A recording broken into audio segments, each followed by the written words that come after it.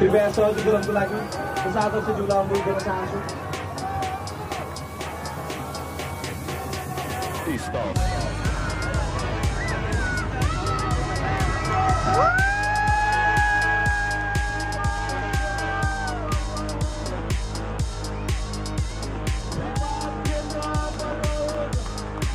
राजा आउने बित्तिकै देश कायपलट होला त।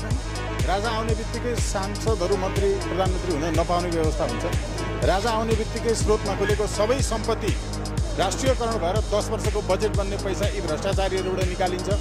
राजा आउने बित्तिकै नेपाल हिन्दू बौद्ध र किराँत धर्मराज्य हुन्छ। हिन्दू बौद्ध र किराँत धर्मराज्य हो नेपाल। राजा भनेको त अब फालिसकेको भन्छन् नि होइन, अब बितिसकेको कुरा अब त्यो किन खोज्ने भन्ने कुरा आउँछ नि। राणाहरूले चाहेका भए राजा अन्त्य गर्न सक्थे सदाका लागि। 2.5 वर्षका राजाहरू थिए, तर राणाहरूले किन राजा अन्त्य गरेन बुझ्नु भएको छ? कसले बुझेको छ? धवल शमशेर राणाले मात्रै बुझ्नुभयो होला होइन।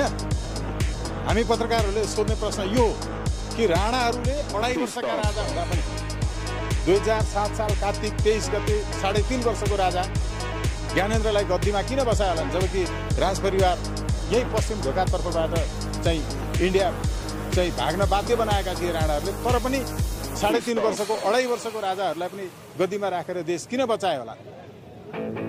राजा भन्ने त्यो परिवारवादको कुरा आउँछ। अब जनताको छोरा चाहिँ राष्ट्रपति प्रधानमन्त्री बन्ने दिन हो भन्छन् नि। अहिले प्रचण्डका परिवारका कति मान्छे कहाँ छन् लेखाजोखा छ? समानुपातिक भनेर ल्याएको यो समानुपातिकमा काठमाडौँका नेवार महिलाको प्रतिनिधित्व कसले गर्यो? शङ्कर पोखरेलको श्रीमती, ईश्वर पोखरेलको श्रीमती। तथाकथित जनयुद्धमा झन्डै 11,000को सङ्ख्यामा दलित समुदायका साथीहरू मारिनु भयो। दलित समुदायका साथीहरूको प्रतिनिधित्व कति भयो? मन्त्रीमण्डलमा देख्नु होला एकजना पनि परेन उहाँहरूले नेतृत्व गर्ने होइन र? गुरुङ महिलाको प्रतिनिधित्व कसले गर्यो? देव गुरुङको श्रीमतीले, उहाँ सुवेदीज्यूको छोरीले चाहिँ तपाईँको देव गुरुङको श्रीमती भएको हुनाले गुरुङको कोटा सुवेदीको छोरीले खाइदिनु भयो। प्रश्न यो पनि आउँदैन, यो सडक आन्दोलनले राजा ल्याउने हो? सडक आन्दोलनले मात्रै होइन, अहिले नेताहरूले यो सरकार चलाउन नसकेर कुनै पनि बेला राजालाई सुम्पनका लागि तयार हुनुहुन्छ। उहाँहरूले घोषणा गर्न मात्रै उहाँहरूलाई गाह्रो भएको हो। त्यसो भएको हुनाले यो लोकतान्त्रिक गणतन्त्र स्थापना गर्न त 17,000 नेपालीको ज्यान भयो। यो राष्ट्र स्थापना यति सजिलै होला त? 17,000 नेपालीको ज्यान गयो, ज्यान लिए, जनताले के पाए? जनताले अहिलेको गरिबीको रेसियो हेर्नुहोस्। अघि मैले भने 17,000 मारेर 10